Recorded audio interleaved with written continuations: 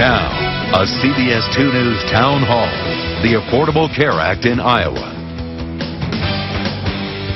Good evening, and thank you for joining us for our CBS 2 News Town Hall, the Affordable Care Act in Iowa. During the next hour, we're hoping to touch on a variety of subjects and questions you may have. So grab a pen and pencil, paper. Make sure you jot down any of the questions you may have tonight, because after our panel discussion, we're going to have a phone bank, live Facebook chat, and we'll take some of your email questions that will be answered by that panel of experts. Our experts tonight represent several different areas that deal with the health care changes. Cliff Gold with Co-Opportunity Health, one of the insurance providers for the state of Iowa's new marketplace. We also have Ted Townsend, CEO of St. Luke's Hospital, Nick Gerhardt, the state's insurance commissioner. And Tim Charles, the CEO of Mercy Medical Center, joins us. Dave Verwert works with True North Companies, which functions as a broker in this case, helping people work through all of that information. So what do you say we get to it? Let's get started with a very basic question. What is this law, and what are some of the special provisions we need to know about? Because it's coming up, Cliff. Well, the Affordable Care Act was passed in March of 2010, with its major effective date coming up here in January of 2014. However, the biggest change that it brings is that no longer can insurance companies do medical underwriting. They can't ask you any medical questions. They can't cancel you because you're using your coverage. And that makes a huge difference, because it means people can choose their health insurer. They can change every year. And that's going to revolutionize the way health insurance works in the country. And in addition, there are lots of changes to the way health care is delivered. And people need to know about it, because it's about to affect virtually everybody in the country in one way or another.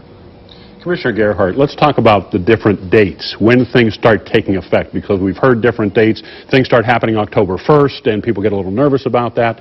Explain what the dates mean for us. October 1st is the first date that Iowans can go to healthcare.gov to look at the plans that are going to be available across the state of Iowa. I'd like to remind people that's the first date. The open enrollment period for this year goes through March 31st of next year. So you would have to enroll between October 1 and March 31 of next year. Coverage would begin January 1st for those Iowans who sign up by December 15th. Okay. If we could clarify that, because if people want coverage as of January 1st, there's another deadline. Don't they have to sign up by the middle of December? 15th, yes. Okay. So the March 31st deadline, if people sign up during that time or before that time, is coverage retroactive to January 1st, or does it take effect the next month? It would be the next month, yeah. Okay, I need to ask you too, Nick, Cliff, anybody feel free to chime in here. What exactly does this law mean? There are some of us who are covered by work, and there are plenty of us who don't have any insurance at all. Who needs to be paying attention to this, and what does it mean for us? Well, I think everybody should pay attention, but the people it's going to impact the most are people who are uninsured, underinsured. Most people have coverage through their employer. I mean, it's really not their decision if they keep that coverage. It's the employer's decision. But even those folks that have employer-based coverage should be paying attention. And, you know, we keep getting questions from Medicare folks. This isn't going to impact people's Medicare. There's an open enrollment period for Medicare, obviously, and supplemental plans. That's different than this. There are no supplemental plans on the exchange. But these qualified health plans, which I'm sure we'll talk about a little bit later, those are going to be available to view October 1 on healthcare.gov. So really what Iowans should look at is, what is your coverage today? Do you have coverage? Everyone's going to have an individual mandate beginning next year. So if you don't have minimum value health insurance, you could be subject to a tax penalty too. So people really need to kind of look at everything. Is everybody affected? Who is directly affected by these changes? Well, in some ways, people are by the Affordable Care Act. But as Nick just indicated, the people most affected are those under the age of 65. Because every person must have coverage, whether they get that through the marketplace, they buy it individually, or if they get it through their employer. Otherwise, they're subject to penalties, which increase over the years. So the first year, the penalty is $95 or 1% of their income, and that moves up so that by 2016, that's actually $695 or 2.5% of income, and that's per person. So in a family, that would be for the spouse, for the children. Actually, the children's penalty is a bit less, but nonetheless, it can be quite a bit of money. So you must go out and get coverage. If you get it through your employer today, you're probably just fine, because you'll continue to get that. There are new benefits in the Affordable Care Act. So for some people, some companies that aren't offering coverage at the minimum required levels, known as essential health benefits, they may actually see greater benefits. And for a number of people who buy policies directly in the marketplace today, some of them have limits, for example, on maternity coverage or mental health coverage. Those go away on January 1st. Now, I know no one has a crystal ball sitting here, but I can hear people at home who've been watching the news and know that this could be in jeopardy of being unfunded. Now, it's law, but what if it's not funded? Is it going to happen October 1st? Could it not happen, Nick? Well, I get that question a lot, and it's it's a tough one to answer because we really don't know. I mean, what happens in D.C.? We're focused here at the state level, and we're going to deal with what we know. And what we know is that it's the law. We're working towards October 1st. We've got the plan certified. We've been told from our federal partners that healthcare.gov is a functioning website, that they're testing it right now. It's going well. Cliff and his company is in the process of testing it, so he could probably speak to that a little bit too. But we know that it's here, and we're working with what we know. If there's something that happens in D.C. with it not being funded, I mean, I guess that could happen, but we're not operating on that assumption. Nick, I know you're in the hot seat here in the state of Iowa because everything's being directed to you. You're kind of running the show in the state.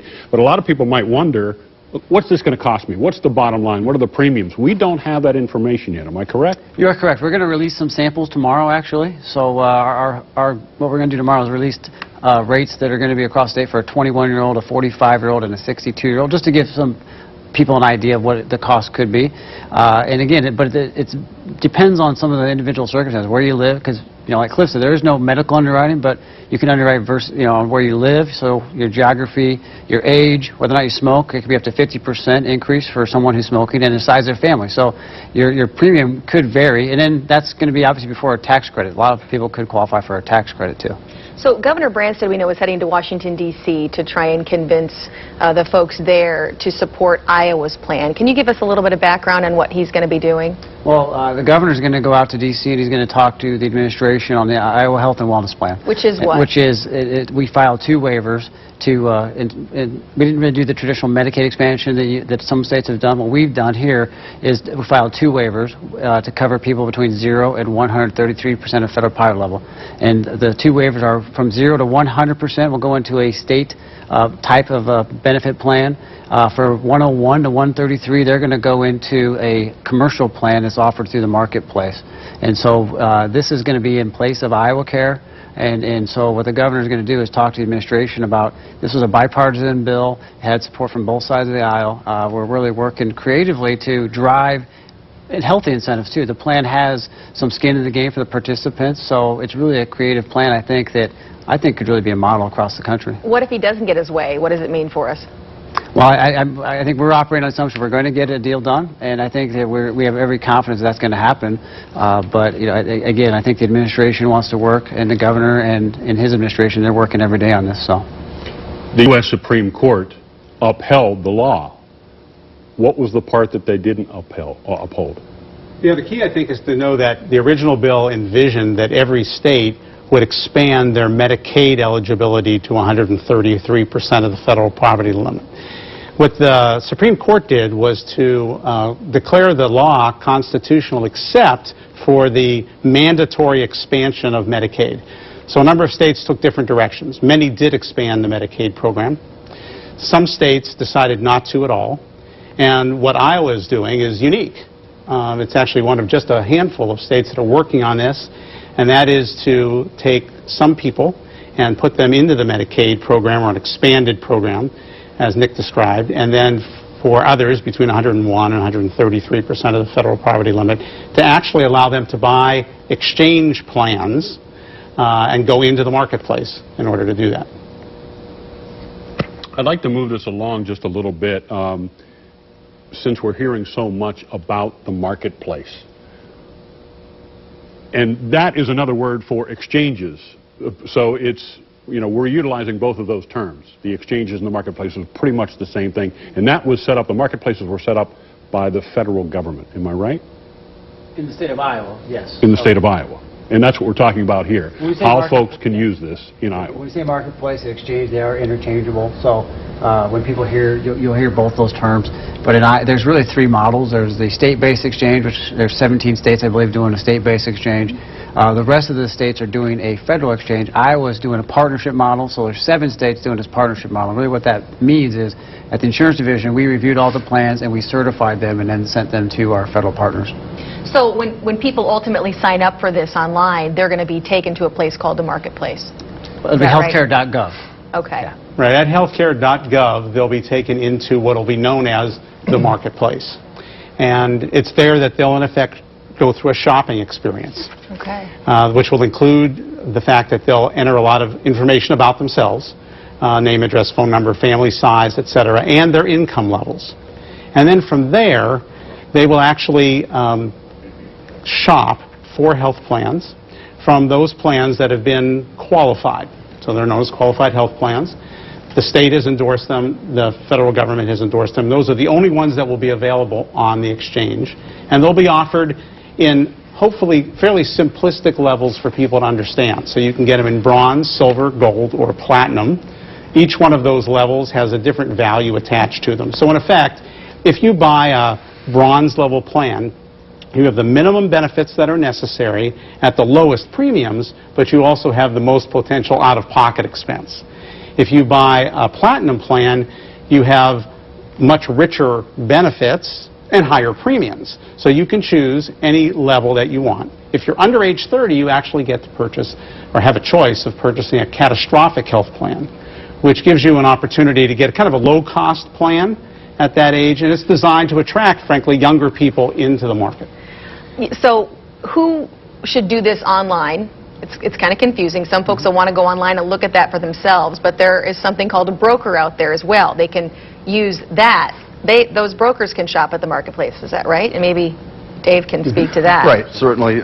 When these new programs are available, we'll be making offers to individuals to come into our office. We have people going through the certification process right now through CMS so that they can advise folks on plans available through the exchange as well as plans outside the exchange. So basically the bottom line is people have a lot more options than they've ever had before. And like Cliff said, it will be easy to enroll because there is no medical underwriting anymore, no pre-existing clauses.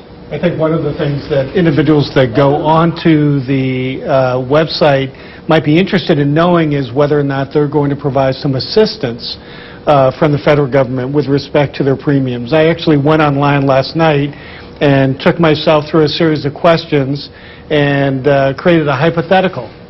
And in fact discovered that I could be eligible for some assistance, and maybe the commissioner or Cliff can describe that support that's provided to individuals. It's actually an amazingly straightforward and easy experience. It is going to be easy, and quite frankly, in the state of Iowa, a number of folks will qualify for some level of assistance. And it starts at 100% of federal power level, so for an individual it's about $11,960, something like that. And it goes up to 400% of federal power level, which is about $46,000 on an individual. For a family of 4, it goes up to $94,200. We're looking right now, just so you know, Nick, at those subsidies. And so, yeah, and that's on a modified adjusted gross income basis. So you would back out a few expenses to get to that magic amount. But when you start to look at that, that's a lot of Iowans are going to qualify for some level of a tax credit, which will make their premiums much more affordable.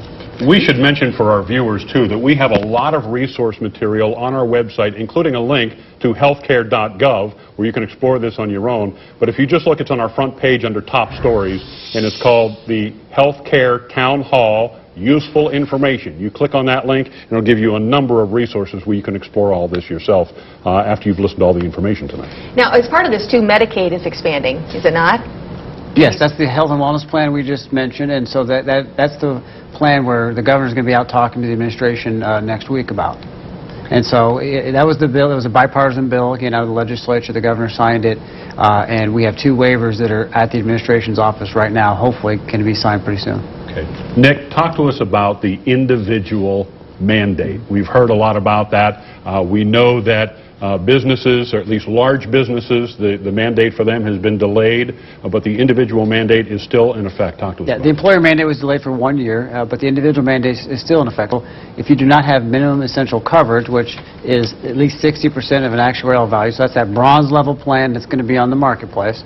If you don't have that level of coverage, then you could be subject to a penalty next year when you file your taxes in 2015. And that would be $95 or 1% of your income, whichever is greater. So, and the way that'll work is that when you go to file your return, if you don't, validate and prove that you have that minimum essential coverage, you could, have part of your refund recaptured or potentially owe money. And now there are exceptions. Some people are not going to be, for affordability, religious reasons. There are certain exceptions, so people could have to investigate that. But for most people. When we're looking at the penalties there, Nick, on the screen, because there are plenty of people who say, hey, I'm willing to forget it for a year because it's cheaper. It's cheaper for me to pay that penalty. What do you say to that? Well, you're rolling the dice. If something happens, you're going to be uninsured, and you're going to have to, if we all think we're fine until you get in that car accident or something happens. Back in Des Moines tonight, we had a lot of storms. People probably weren't expecting to get in car accidents and things on the way home. So it is cheaper. I mean, obviously $95 or 1% can be much cheaper for a lot of folks, but I think it's still, they should go look, and they should look to see if there's some benefit plan that's available. Those bronze level plans with tax credits could be pretty affordable for people. Well, and it might be affordable in 2014, but you can see those penalties do go up. Can you kind of talk us through that? So the penalties go up dramatically. You can see $325 or, in your 2015 or 2% actually of your household income, and then it's $695 or 2.5%. And that is, if you're a household, that does apply to a husband and wife. And there is a penalty for children, too, but it's less than those numbers. So you could be talking some real money for a penalty. And the other thing I think that's critical to understand is that because so many people are eligible for the tax subsidies, that a lot of these coverages actually will be very affordable. So if you earn 150% of the federal poverty limit, so that's probably around $14,000 or $15,000 a year, you could have as much as 94% of your premium paid for by the federal government, and in which case your actual monthly payout would be a lot smaller than that $95 in that first year, or certainly when you get up to year 3 at $695. So in order to get those tax subsidies, you must buy on the marketplace. You can't buy in the open market. You have to go on the marketplace to use those subsidies. But again, the thing I think people have to understand is if they get their coverage through their employer, then they're going to qualify for coverage. It's those people who buy individually or who are uninsured today or who do not get their coverage today through their employer. They're the ones who probably are most likely to buy on the marketplace. And Cliff, we talked about this a little bit earlier before the program started. If people are currently getting their health insurance through their employer, do they not have to continue getting it through their employer unless the premiums are more than 9.5% of their income? That's correct. If you get it through your employer and the employer continues to offer coverage, you must get that coverage through your employer. And the only exception to that really is if the total amount you're required to pay your employer for that premium is more than 9.5% of your income, then you can opt out of the employer coverage and go on the marketplace. But that's really the exception. So you'd have to do that calculation with your particular employer to figure out if you would qualify. And I think the last point is, if they offer family coverage through your employer, then your whole family must get it through the employer. The rest of the family can't split off and get it in the marketplace. Does the size of the employer matter in this case? Well, it matters to the employer in this sense. If the employer is under 25 employees, they actually qualify to have as much as half of the total premium paid for in a tax subsidy. So that makes a difference to them. If they're between 25 employees and 50 employees, then in that case they aren't qualified for subsidies and they're not required to offer coverage. If they're over 50, then they're required to provide coverage starting in 2015, not in 2014 as originally envisioned. Just like to take a moment and remind our viewers that after this town hall completes at 9 o'clock, we are going to offer you the opportunity to call in and talk directly with our panel of experts and ask them questions. Also, you can send them by email, and we're going to have a Facebook chat as well. And that's going to run from 9 o'clock all the way until 10:30 tonight. So hopefully you're jotting down whatever questions you may have, and you can ask our panel of experts your specific questions tonight between 9 and 10:30. So, Cliff, back to you since we're talking about employers for a little bit. Say I work for an employer who has lovely health insurance for me. Should I just turn the television off right now and not pay attention, or why should I continue to learn about how this works? Yeah, I think what's true is you can probably breathe a sigh of relief, especially if you check with your employer to make sure they're going to continue to offer you that coverage. Well, and what is the incentive for them to continue if there are these exchanges? Well, it's a great question. I mean, the real incentive for them to offer it is, first, if they're more than 50 employees, they're going to have to the next year anyhow. If they're below that, there could be tax credits or not. But they're also competing for workers. And if the business across the street is offering health insurance coverage and they aren't, then they might lose that competition for workers. So there's a good reason to do that. And there's a new option for small employers, and that's the ability to go on a marketplace or exchange called the SHOP Exchange. It stands for really the Small Group Health Options Program, and they can go through the same shopping process that an individual goes through in order to find coverage. But in general, I'd say if your employer offers it today, and you're pretty sure they're going to continue to, you should ask them, then it's important that you take a sigh of relief, but learn about what happens in the Affordable Care Act, because you may be entitled to additional benefits, and because you probably have neighbors, friends, and others who are affected by it. So we said earlier, you know, seniors don't have to worry about this very much, but over the next few years, what's known as the donut hole in the prescription drug coverage actually closes, and that coverage gets better. So for seniors, they don't have to worry about it this year, and things actually will get better for them in the future. I'd like to bring Ted Townsend and Tim Charles into the mix here as we talk about how this may affect healthcare delivery. You know, how is this going to affect people's doctor's visits? Ted, can you address that? I don't think it's going to change the actual doctor visit. What it's going to do is hopefully make those folks who haven't been insured in the past just feel like they can access that doctor more comfortably.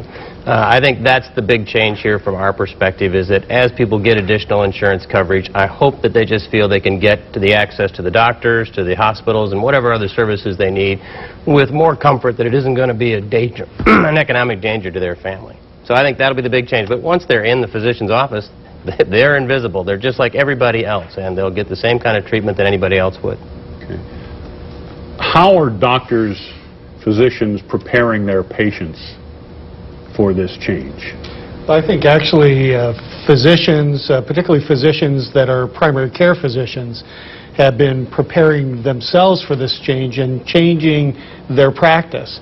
There's a new notion of the medical home, which is that primary care physicians are beginning to understand the importance in this new environment to be able to build a stronger relationship with their patients, to work more closely, particularly with those patients that may have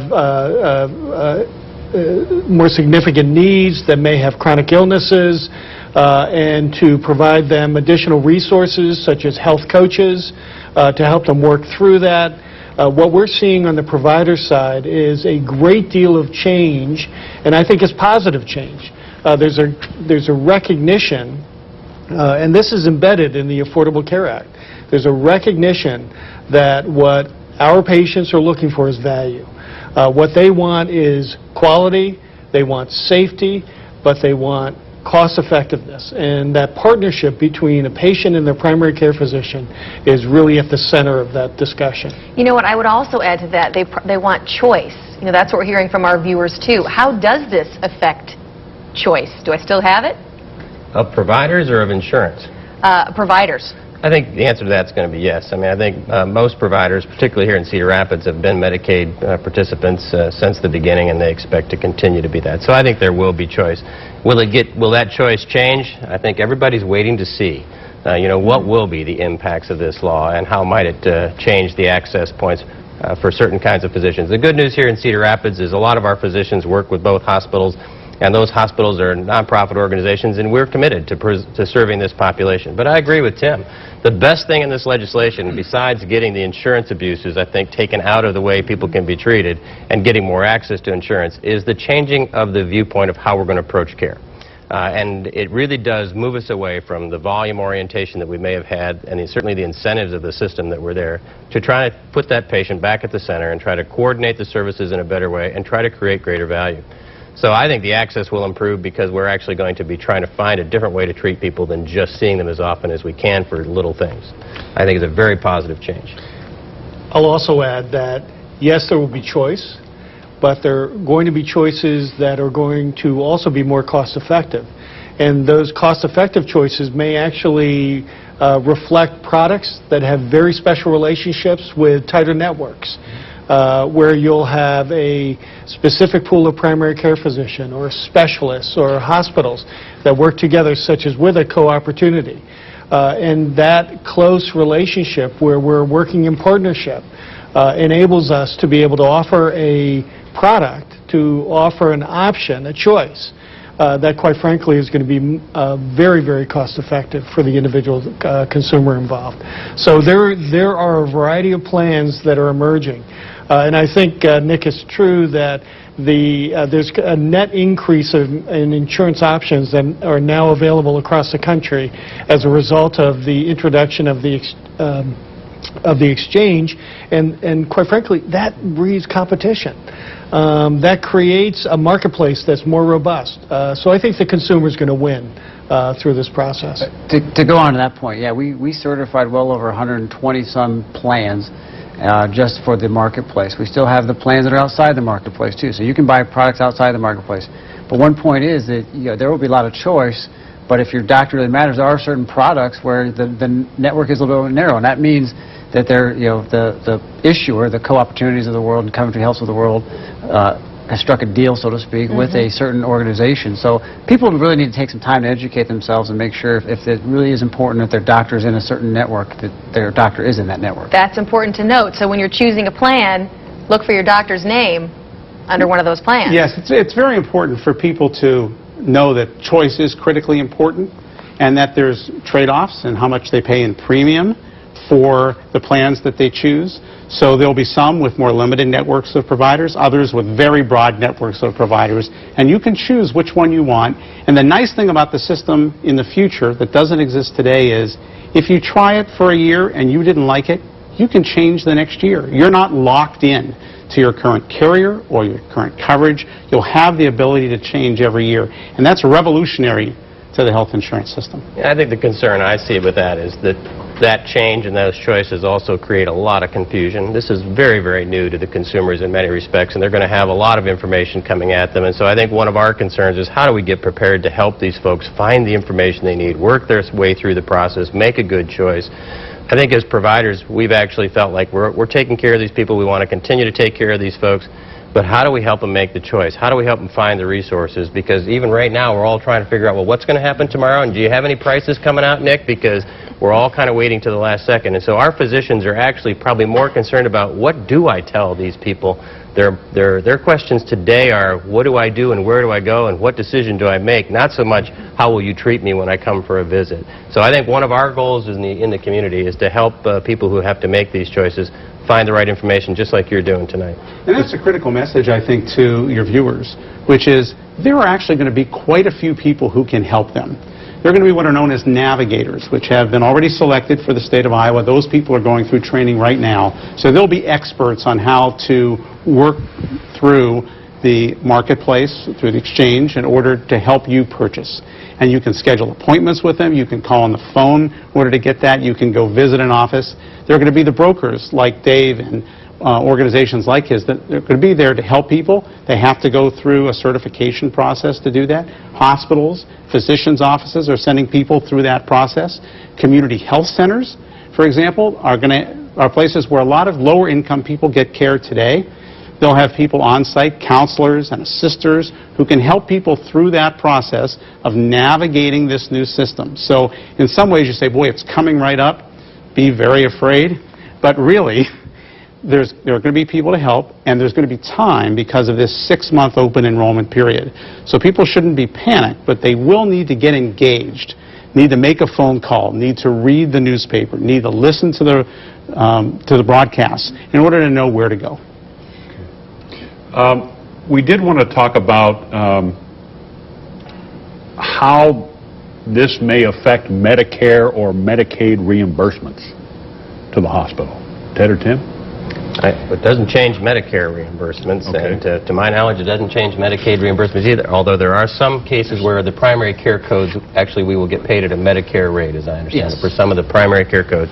So it's a small improvement, I would say, for some of the primary care services. But the most important dimension of this is that there were many individuals who, quite frankly, had no coverage, and due to their financial situation couldn't access some kind of financial coverage. This provides them at least some a resource through the expansion of Medicaid, so that when they present themselves to a provider or they present themselves to the hospital, that they now have some form of insurance. So, quite frankly, it's a positive. It increases access, and it also means that at least the institutions that have been carrying that and often having to shift those costs to the privately insured, that we now have some of that burden being diminished by virtue of the expansion of Medicaid. You know, Dave's awfully quiet on the end there, our broker from True North. How do you see yourself fitting in to all of this? When should somebody go to the marketplace, and when should they go to you? Sure. Well, we certainly have access to the marketplace, and when you talk about the marketplace today, that's really individuals and small employers up to 50 lives. In 2016, that will expand up to 100 employees, where employers would have access to the SHOP exchange. But where our role is today, as we work with employers, there's been a lot of concern. I mean, with the delay in the pay-or-play provisions, we're usually really busy in the fourth quarter, is our busiest time of year, and we kind of joked all year this year that the fourth quarter never ended from 2012 in preparation for the implementation of the ACA and the big date of January 1, 2014. So, you know, we help employers look at the affordability provisions, the minimum value features of the plans to make sure that they're in compliance. And that's really probably the biggest concern with employers today, is all of the additional requirements regarding compliance. And there's so many new notices, and those things keep changing all the time as well. So we spend a lot of time with our ERISA attorneys and just trying to keep our employers legal. And you know, the comments earlier about the narrow network, we had a seminar at our office the other day with a lot of our clients, and there was a lot of interest in a narrower network plan, and that's completely revolutionary. For many years, if you go do an employee meeting and explain benefits for the next year, everybody wants to know who the doctor is, who's in the network. Well, the answer is everybody. All the doctors are in all the hospitals, and probably what's coming is an option where they can consider a narrower, tighter network in exchange, potentially for some additional benefits and maybe some reduced costs. So, you know, we spend a lot of time as well with employers budgeting. We're getting in the fourth quarter looking at next year's plans. A lot of them are self-funded, shopping the stop-loss market. The insurance marketplace has responded quite a bit, as you can tell from the commissioner. A lot of new options out there that consumers have access to. So they can certainly talk to a navigator, go online, find out those things. But when, you know, I think an advisor like people at our place and our competitors, they have the background and the knowledge of what exists today, as well as access to all the new tools and services that are available, and then package all that and try to communicate it so it's easy to understand for everybody. Can be quite a challenge. We know how to find you, but where are these navigators that we're talking about? Are they in the hospitals? Are they in private offices somewhere? Where do we find them? Well, there are 3 in the state of Iowa.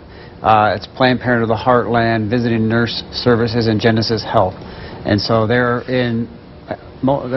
we have every county, but it's the top tier. So there's 27 counties at the top of the state. We have a map on the Insurance Division website we're posting right now.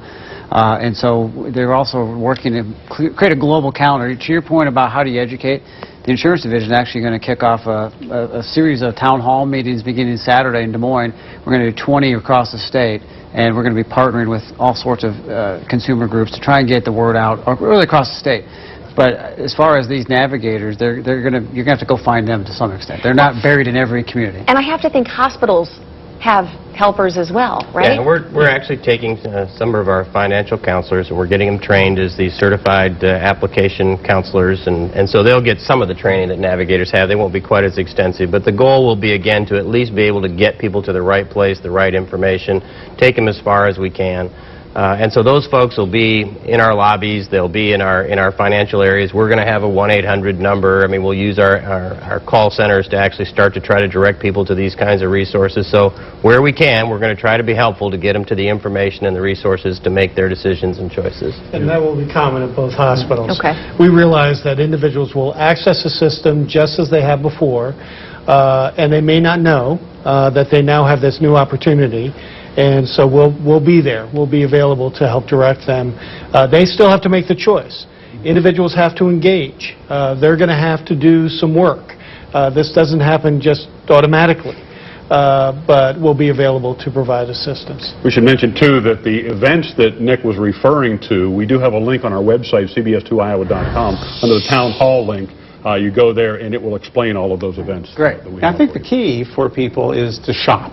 I mean, this is an opportunity to shop because there may be some real opportunities to pay less than you're paying now, or to get coverage when you didn't think you could afford it because of the subsidies that they'll now be able to afford it.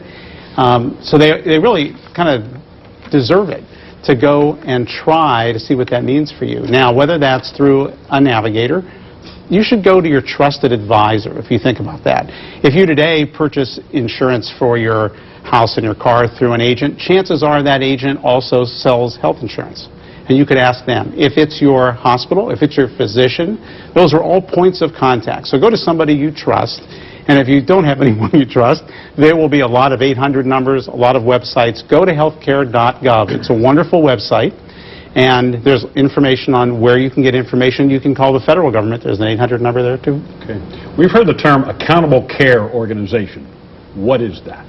So the accountable care organizations is a notion that was embedded within the Affordable Care Act, and it's an organization which is intended to begin to drive us toward a different way of being responsible for populations that we serve. And the Accountable Care Act actually has within it incentives for providers to begin to look at moving away from, as Ted referenced earlier, simply the fee-for-service system, which is looking at services from the standpoint of how much you can do, to now beginning to focus on how we deliver care across the full continuum, across the all of the issues that that individual patient may need, how we improve care, how we reduce costs, and within the accountable care structure, there's an opportunity actually for those providers that participate and are effective in that to be able to, quite frankly, share in some of that savings. But really what is most important in it is the intention to begin to achieve what many of us in the provider community know as the triple aim, which is to improve quality, to reduce costs, and improve the health of the communities we serve, or the populations we're caring for within the accountable care organization. Yeah, that's very much the story, and we've been working with this ever since January of last year in our Fort Dodge affiliate, and the beautiful part of what it has done so far is it really does change the way you get to look at the patient. And it allows you to start to say what is actually the absolute best thing we can do for this patient without having to necessarily be as concerned about all the regulatory pieces that we had before. A great example for us has been we've been much more aggressive and able to use home health care services for hospitalized patients who may not have otherwise qualified for home health under the old regulations, but under an accountable care organization where you get waivers to say as long as you're doing it for the right quality reasons, as long as you're doing it to help the patient get the right care that they need in a valuable way, then we're going to allow you to start doing some things differently. It has really started to change the way we deliver the care. I know Cliff touched on this earlier, but I think it's important to reiterate. What happens if I pick a provider or pick an insurance plan, policy, and I decide I don't like it? Are we locked into that plan? Well, you're only locked into a plan for the year in which you choose it. So in that sense, that once you've chosen that plan, the health insurer will actually contact you to get you your identification card, provider list, and all of that. And then as you go through the year, if you've become dissatisfied with that plan, then there's an open enrollment that'll come up the next year in October, and you'll have the ability to switch your plan, see what other options that you have. And even if you've had a health event that would before have precluded your ability to move because another insurer would ask you medical questions and then decide not to offer you insurance. Now no one has that option. You're always eligible for coverage. And a renewal process. If you like your provider, you want to stay. It's just a matter of re-upping. Well, you will have to go in and re-up. That's correct. You'll have to re-enroll every year. And I think the common theme that you're hearing, Scott, is one of engagement of the individual. Now, on one side, that sounds like it's all the consumer's responsibility. But in many ways, the consumer has been insulated from the healthcare system. Everything's been dictated by the insurance company, to some degree by the healthcare system itself. But now, the consumer is back in the healthcare equation, whether it's through their work with their provider as part of the Accountable Care Organization, or it's through the process of enrolling or re-enrolling. I mean, you get to, in effect, vote every year whether you like your insurer. That hasn't been true before, because you can re-up or you can move. And that's a huge change, but it will require the individual to actually engage. You know, you keep saying that, engagement, and that is critical. I know in just talking to people about this town hall, I can't tell you how many times I heard, you mean it's really going to happen? We're kind of a culture used to backstops. We have some dates that we really need to know. Can we just run through some of those critical moments for the consumers in terms of choosing plans? Nick? Again, October 1st is the first date you go to healthcare.gov to look at the plans in the state of Iowa. And I keep stressing that's not the last day, but that's the first day. So beginning on October 1, and then you have to enroll by December 15th to have coverage on January 1st. Okay, so that's another key date. If you need service on January 1, December 15th is the day you would have to enroll. Okay. And then March 31st of next year is the last day to enroll for this first open enrollment period. So we have 6 months to enroll. And then beginning next year, you'll have a shorter enrollment period, October through December. Okay, so 11 o'clock on, December 14th, I decide I better enroll.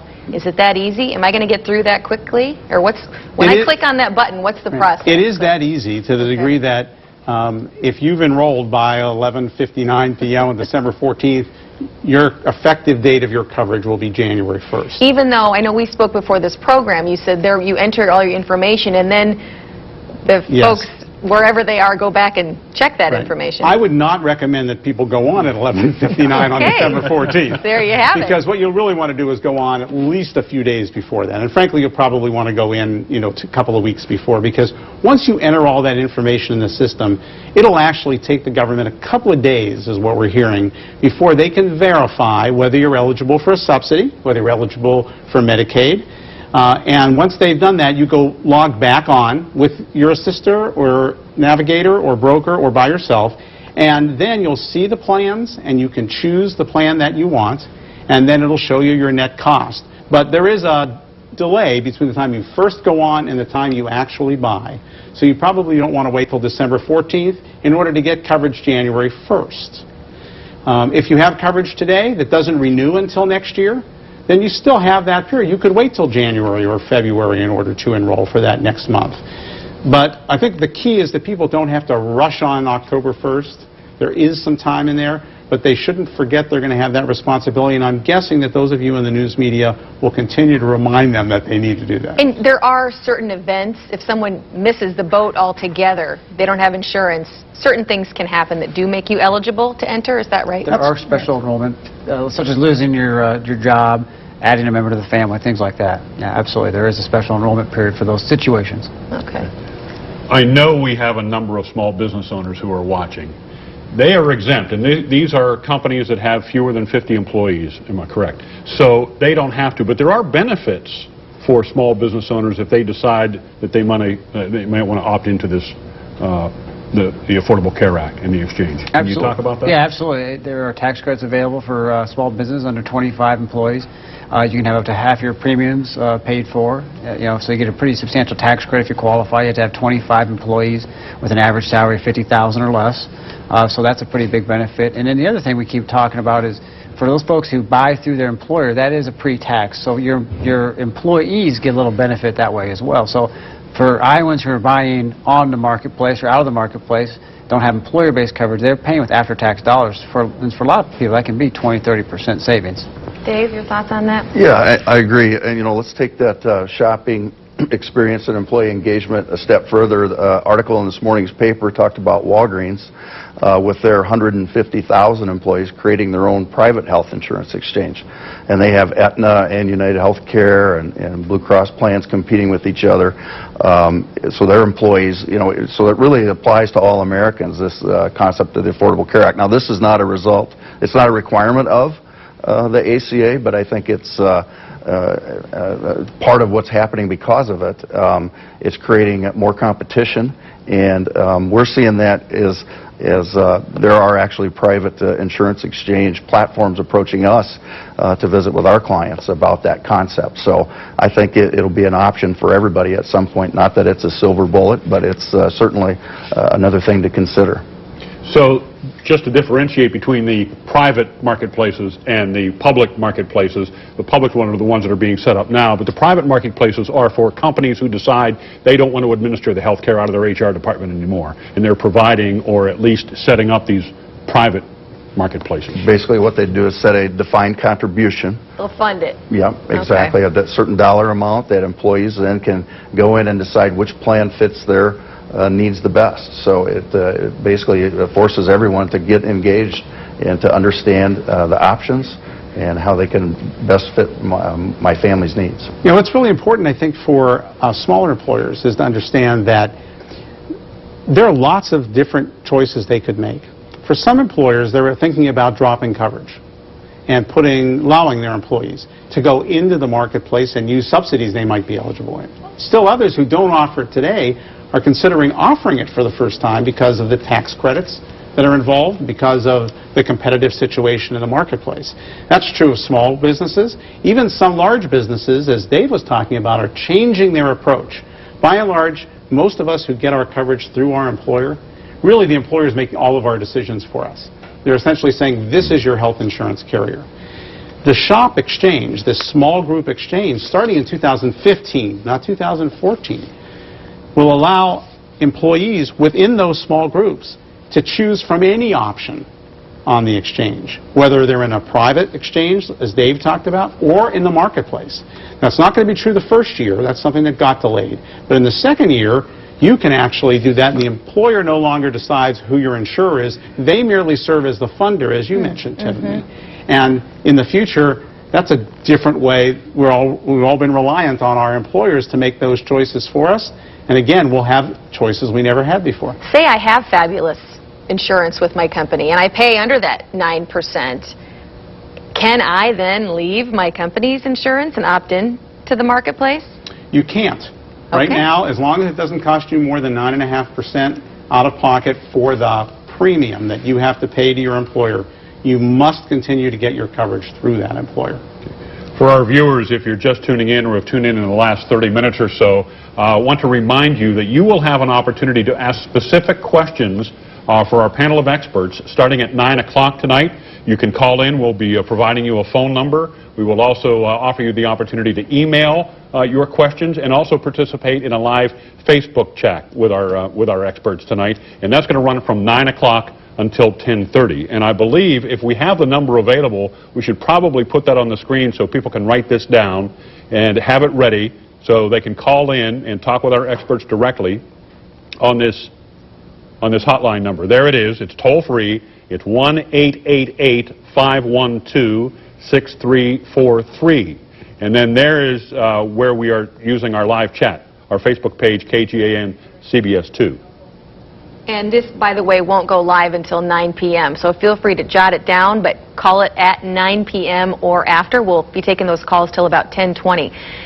Is there a demographic that should be one more than another that should be paying attention to this, and who are they? Well, I think mostly it's people who don't get insurance today through their employer. I mean, that's kind of the market, if you will. So the uninsured, underinsured, those are the folks that are probably needing to pay the most attention. Again, those who have it through their employer, assuming the employer is going to keep the coverage, are fine. People on Medicare, TRICARE, the VA services, those people are fine. I think we have 700,000 Iowans, quite frankly, that don't have access to employer-based coverage. So there are a number of Iowans out there that should be looking at this. It is interesting, though, if you look at the advertising campaigns that seem to be cropping up around the country, they seem to be directed at the younger population. I think that there's this whole segment, this demographic that, still perceives themselves to be bulletproof. And they're the ones who are going to say, don't need it. But they actually do need insurance. In addition to that, the system really actually, I think, is trying to increase the attractiveness of this to young people because, quite frankly, we need to spread the risk. We need young people to offset the others, and so I think by design we're going to see a real effort to get the young population into this. It is interesting that people think that the uninsured population is a very homogeneous population. They just tend to think of lower income people, but that's not true. It tends to be a younger population. Tim says people who think they're young and invincible. They tend to be more part-time and seasonal workers. They tend to be not English-speaking or in minority groups, tend to have higher uninsured rates. So to the degree that the system has kind of left them out, they are really quite benefited here. Anyone below 400% of the poverty level, which, you hate to reference it as a poverty level because no one wants to necessarily think of themselves that way. I need salaries. But individuals earning from about $11,000 a year. And we have some graphics, by the way, not to interrupt, Cliff, but we do have some graphics that we could put that on the screen so you can walk us through that. Right. So anyone earning between $11,490 and $45,960 as an individual is eligible for premium assistance from the federal government.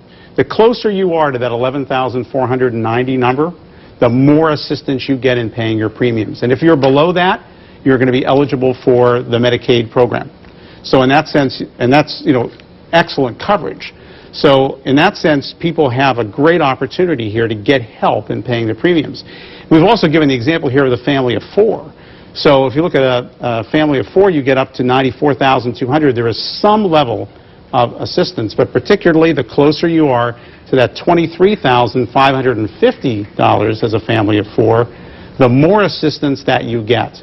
So that's part of the law, and people should access that. To get those subsidies, you have to purchase on the marketplace. And let's take a look at those penalties once again if you don't. They start fairly relatively low, but you see as you get to 2016, it can be as much as 2.5% of your household income. That's correct. That's per adult. And as Nick mentioned earlier, the children are a bit less than that. But if you took a family of four and say that's $695 plus $695 plus in the vicinity of $300 or $400 for children, you're paying a lot per year not to have coverage, let alone what happens to you if you get sick. Nick, when will those penalties kick in? I mean, can they expect a bill? It would be right when away? you file in 2015 for the 2014 year. So okay.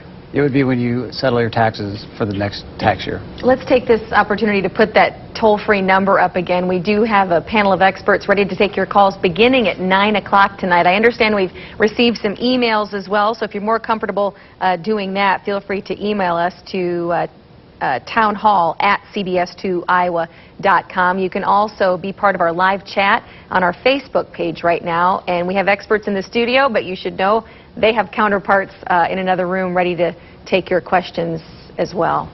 As we begin to wrap this up, I'd like to put out there, is there anything else that you would like to point out about the Affordable Care Act, the implementation of the marketplaces, that perhaps we have failed to ask you about or that you really want people to know about tonight? Well, the elephant in the room is how political the Affordable Care Act is, of course often nicknamed Obamacare. And I think the point is that all of us who have been part of trying to bring this alive are apolitical people. I mean, this is really about taking this piece of legislation and making it real for people and making sure that for the first time individuals and employers have an opportunity to get coverage if they didn't have it before and know that there's assistance in paying those premiums and there are tax credits available to people. So in that sense, kind of whether you like it or not, right now it is the law, and it is incumbent upon you to kind of take advantage of it, become engaged in it, and understand it. piece I want to make sure we touch on is, I think, the way the law was passed, there's really two parts to it. There's the Medicaid expansion, and there's really what we spent most of the time tonight talking about, which is the exchange. My understanding is those folks who've been in the Iowa Care program, which has been the majority of the folks that really get under this new program coverage, really still have to reapply, is the last I heard from the Medicaid program. So I don't want them to think that they don't have to do anything. That program goes away on December 31st, and I think they're going to need to go through a reapplication process, and so they shouldn't ignore the process of getting involved and getting re-enrolled. The Iowa Cares program? The Iowa Care program members. It's my understanding that that's, and so I just want to make sure the population out there really says, okay, this isn't just those folks in the exchange.